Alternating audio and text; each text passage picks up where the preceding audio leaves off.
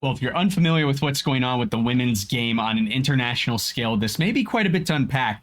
At first glance, it looks like it's bad news, but it's actually great news for women's futsal in the UEFA region. European region qualifying has changed substantially with an announcement last month on how the path will be set for Women's World Cups in the future. If you guys are unaware, in 2025, the looming first ever Women's World Cup approaches, and there's a lot of uncertainty around what these paths look like for these women's national teams across the world.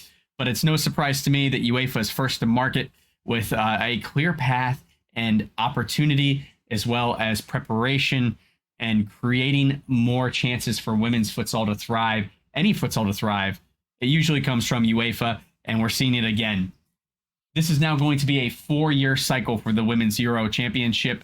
In the past, we've seen these competitions go back-to-back years and be listed as a championship instead of the Euros. We saw it in 2019. Obviously, the couple of years after that were a little tough.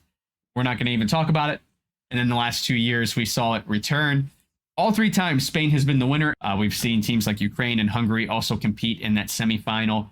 What's, I think, most exciting for us right now, 26 teams have signed up to try and qualify for the championship match. It's going to be really, really exciting stuff to see so many more women's teams involved in futsal in Europe. Again, creating opportunity, creating a clear path for these FAs to be able to build a business plan around and justify and hopefully nurture women's futsal in their country. So this is really exciting stuff.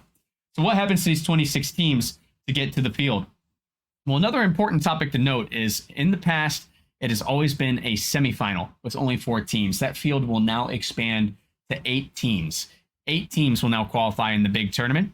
But before that, it's going to be a similar path to what we see in Champions League action, as well as any other UEFA tournaments that have a surplus of teams. There'll be a main round, then there'll be what can be known as an elite round that kind of digests how this is going to go. So let's start with that main round. All 26 teams, with the exception of Spain and Portugal as the top 2 ranked seeds, will compete across 6 groups of 4. The winners from each group will move on to that elite round, which leaves us with the 2 spots for Spain and Portugal. Boom, we got 8 teams right there. We've got our contest, at which point it'll take on its host city and see the contest in the sense that it's always been.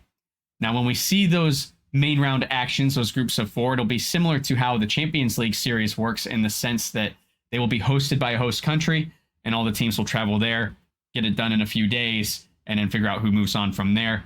I would love to see that change someday and have teams be able to host their own home games and away games. But right now, budget is obviously a big constraint for futsal across the globe.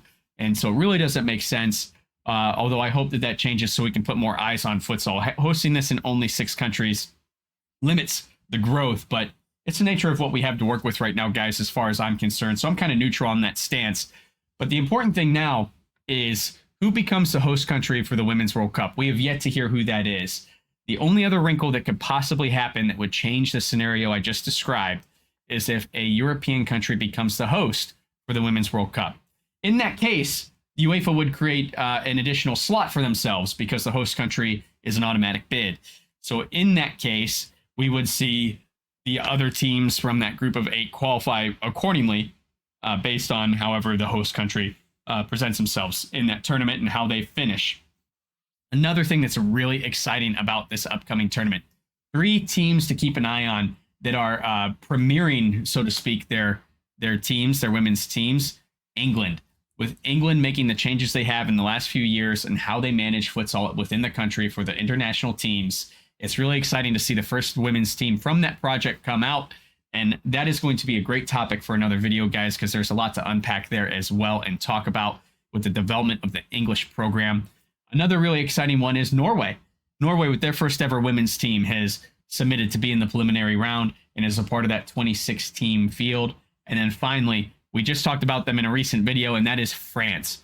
France has been lighting the world on fire with their investment in futsal and their rapid development doing so. They have a strong, concise, pinpointed plan, and I would not be surprised if the French women's team comes in and really disrupts the balance of futsal and women's in the women's game in UEFA and see if they can come out with one of those slots. I'm certain they will, actually, from what we've seen so far from the women's team. So really exciting stuff. Who are you guys keeping an eye out for in the women's qualifying rounds to head to the World Cup? And what do you think about the change in cycle for essentially the women's Euro for futsal? Myself, I am very excited for this change. Although it means seeing less of this tournament, having it on a 4-year cycle, there's going to be more meaning to this tournament now than when it was annually.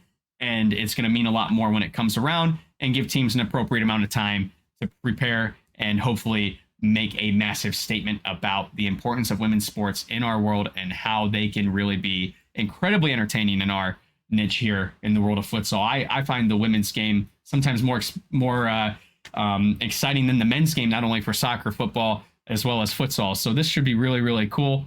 Tell me what you guys think about this development in the comments below, or join us in Discord to continue the conversation. Until I hear from you then, don't forget to play with your soul.